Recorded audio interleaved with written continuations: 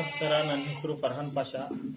ನಾನು ಯುವ ರೈತ, ಮೈಸೂರು ಜಿಲ್ಲೆ ಪಿರಿಯಾಪಟ್ಟಣ ತಾಲೂಕು ಗಂಕನಹಳ್ಳಿ ಕೊಪ್ಪಳ. ನನ್ನ ರಿಜಿಸ್ಟ್ರೇಷನ್ ಸಂಖ್ಯೆ 4006-215. ನಾನು ಅಭ್ಯಾಸ ಮುಗಿದ ನಂತರ ಯಾವುದೇ ರೀತಿಯಾದಂಥ ಉದ್ಯೋಗ ಸಿಗದೇ ಇರತಕ್ಕಂಥ ಸಂದರ್ಭದಲ್ಲಿ ನಮ್ಮ ತಂದೆ ಮಾಡ್ತಾ ಇರ್ತಕ್ಕಂಥ ಕೃಷಿ ಪದ್ಧತಿಯನ್ನು ನಾನು ಕೂಡ ನನ್ನ ಬದುಕಿನಲ್ಲಿ ಅವಲಂಬಿಸಬೇಕು ಅಂತಕ್ಕಂಥದ್ದು ಅವಲಂಬಿಸ್ಕೊಂಡು ಬರ್ತಾ ಇದ್ದೀನಿ.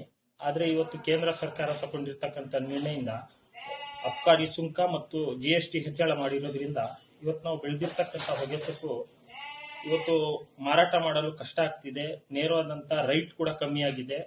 ಮತ್ತೆ ಈ ಸಿಗರೇಟ್ ಮೇಲೆ ಟ್ಯಾಕ್ಸ್ ಹೆಚ್ಚಳ ಮಾಡಿರೋದ್ರಿಂದ ಸಿಗರೇಟ್ ಕುಡಿತಕ್ಕಂಥ ಜನರು ಇವತ್ತು ಕಮ್ಮಿ ಆಗಿದ್ದಾರೆ. ಆ ಸಿಗರೇಟ್ ಬದಲಿ ಇಲ್ಲಿಗಲ್ ಸಿಗರೇಟ್ ಮೇಲೆ ಜನ ಕಮ್ಮಿ ರೇಟಲ್ಲಿ ಸಿಕ್ಕತಕ್ಕಂಥ ಇಲ್ಲಿಗಲ್ ಸಿಗರೇಟ್ ಅನ್ನು ಕುಡಿತಾ ಇದ್ದಾರೆ. ಅದರಿಂದ ಇವತ್ತು ನೇರವಾದಂಥ ಹೊಣೆ ನಮ್ಮ ಬದುಕಿನ ಮೇಲೆ ಬಿದ್ದಿದೆ.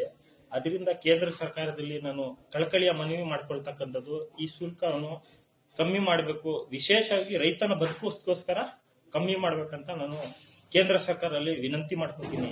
ಈ ಮಾತು ಯಾತಕ್ಕೆ ಹೇಳ್ತಾ ಇದ್ದೀನಿ ಅಂದ್ರೆ, ನಾವು ಕಾಡು ಪ್ರದೇಶದಲ್ಲಿ ಇರೋದ್ರಿಂದ ಬೇರೆ ರೀತಿಯಾದಂಥ ಯಾವುದೇ ರೀತಿಯಿಂದ ಆಲ್ಟರ್ನೇಟಿವ್ ಕ್ರಾಪ್ ಮೇಲೆ ನಾವು ಹೋಗಕ್ಕಾಗೋದಿಲ್ಲ. ವಿಶೇಷವಾಗಿ ಈ ವಾಣಿಜ್ಯ ಬೆಳೆಯನ್ನೇ ನಂಬಿ ನಾವು ಬದುಕ್ತಾ ಇರೋದ್ರಿಂದ ಹೆಚ್ಚು ಕಮ್ಮಿ 70,000ಕ್ಕಿಂತ ಹೆಚ್ಚು ರೈತರು ಇದ್ರ ಮೇಲೆ ಬದುಕ್ತಾ ಇದ್ದಾರೆ. ಅದರಲ್ಲಿ 6-7 ಲಕ್ಷ ಜನ ಇದ್ರ ನಿರೀಕ್ಷೆ ಮೇಲೆ ಬದುಕ್ತಾ ಇದ್ದಾರೆ. ಅದರಿಂದ ನಾನು ವಿಶೇಷವಾಗಿ ಕೇಂದ್ರ ಮತ್ತೆ ಕೂಡ ಕೇಳ್ಕೊತಾ ಇದ್ದೀನಿ, ಈ ಟ್ಯಾಕ್ಸ್ ಅನ್ನು ಹಿಂಪಡೆದು ನಮ್ಮ ರೈತರ ಬದುಕಿನಲ್ಲಿ ಹಸನಾಗಿ ಮಾಡಬೇಕು ಅಂತಕ್ಕಂಥದ್ದನ್ನ ನಮ್ಮ ಕೇಂದ್ರ ಸರ್ಕಾರದಲ್ಲಿ ಕಳಕಳಿಯಾಗಿ ವಿನಂತಿ ಮಾಡ್ಕೊತಾ ಇದ್ದೀನಿ. ನಮಸ್ಕಾರ.